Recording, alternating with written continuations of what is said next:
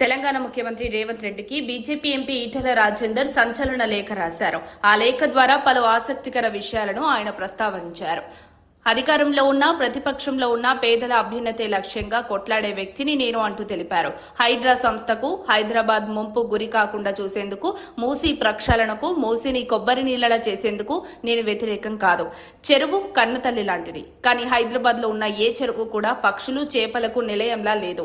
వాటి నుంచి తీవ్ర దుర్వాసన వస్తుంది. చుట్టుపక్కల ప్రజల రోగాలకు నిలయమైంది.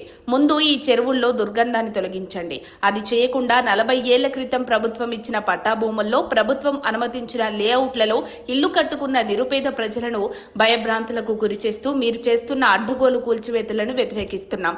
బాధితులు గొల్లున ఏడుస్తున్నా, కాళ్ల మీద పడ్డా వదిలిపెట్టడం లేదు. వారు కడుపు కాలి మాట్లాడుతున్నారు. వారికి డబ్బులిస్తే సరిపోదు. పేదల చిరకాల స్వప్నం ఇల్లు.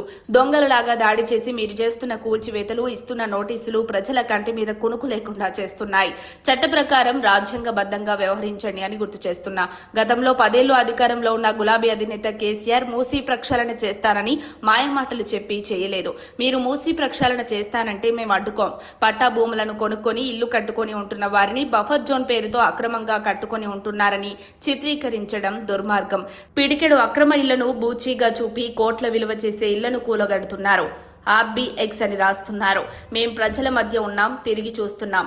మీకు తిరిగి చూసే టైం లేదు. తిరిగి చూసి వారి ఆక్రందనలను ఆవిష్కరించే మమ్ముల్ని కాలకేయులుగా పోలుస్తున్నారు. ఇదేనా మీ భాష, మీ సంస్కారం? మూసీ ప్రక్షాళనకి మీ యాక్షన్ ప్లాన్ ఏంటి?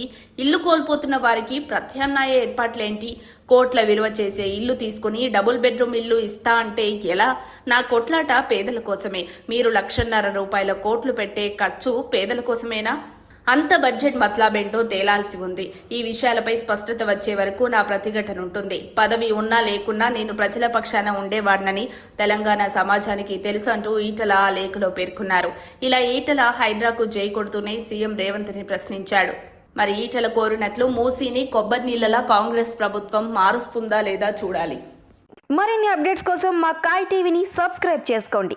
మా వీడియో కనుక మీకు నచ్చినట్లయితే లైక్ చేయండి, షేర్ చేయండి. మీ విలువైన అభిప్రాయాలను కామెంట్ బాక్స్లో తెలియజేయండి.